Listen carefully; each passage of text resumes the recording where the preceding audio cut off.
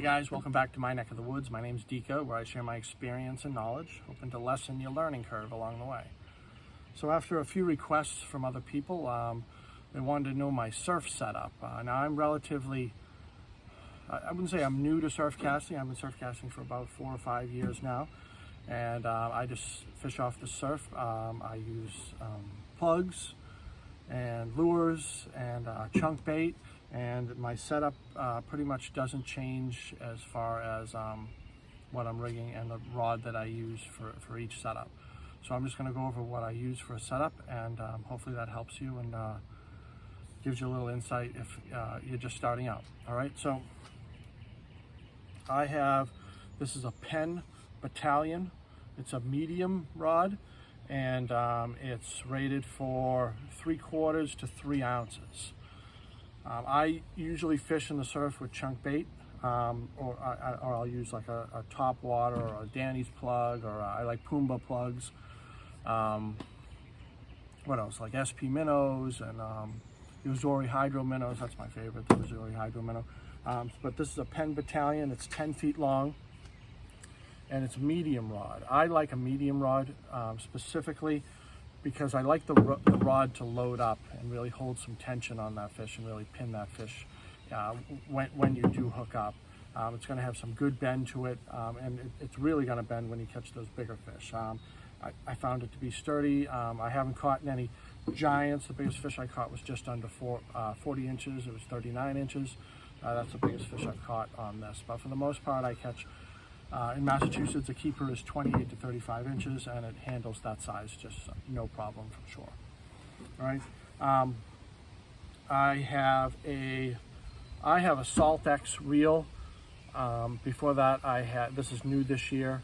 This is Saltex 6000, and I had a Penn Slammer 3, which was suffice. I just upgraded. You know, we like our toys and whatnot.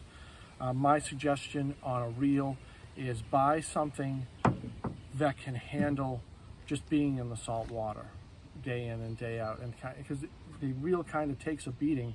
I got this because there's many times where I'll change a lure or a plug or something like that, and I struggle if I'm in the surf to keep it out of the water, and this can be completely submerged. But the Penn Slammer 3, you can drop that in the water. It just shouldn't be submerged for any time. But back to my suggestion, buy something that has a little more, not necessarily quality, but something that can withstand being sort of dropped in the sand or dropped in the ocean. Some of the Walmart brands that you go and buy, they'll work, but maybe a season. Once they get salt water in there or small amounts of sand and stuff, they're gonna bind up, and you're not even gonna be able to turn the handle. Even if you take good care of them, they're just not made to withstand the salt water. The salt water is very, very corrosive. All right, so I have spooled up on this. I have 40-pound Uzori Super Braid. Maybe you don't need 40-pound, but I really like 40-pound. I think the Uzori, for me, it's a little more abrasive resistant than like Power Pro and stuff like that. It just got a slick coating on it. Now this is a 4-strand braid. It feels closer to like an 8, and it casts really, really well.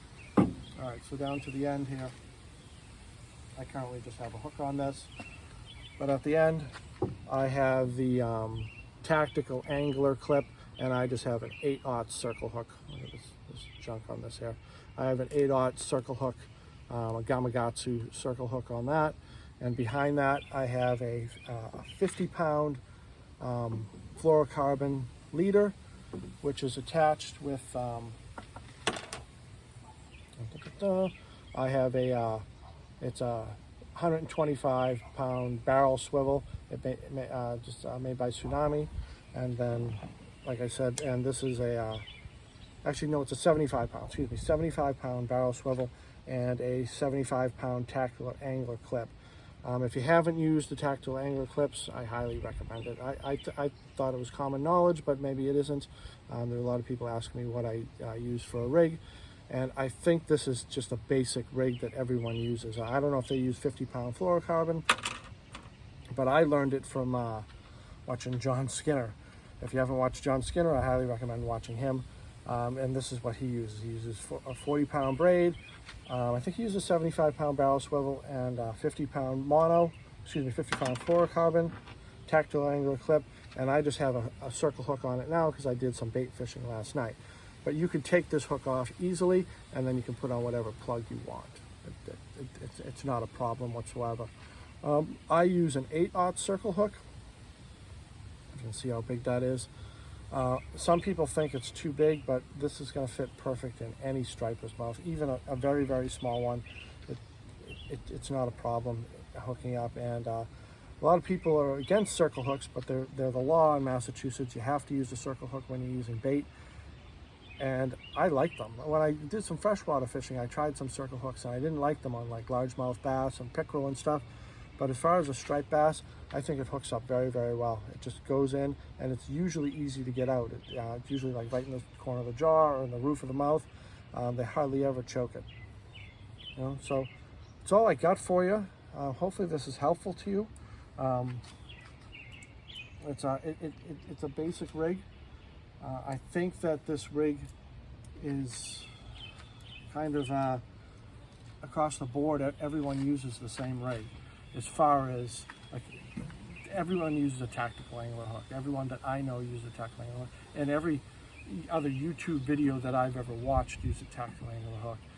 They may use something beefier than I do, but I like my setup for the purposes that I like it. We all like things for different reasons. All right? Be good. Sub the channel, and I'll talk to you guys later. Be well.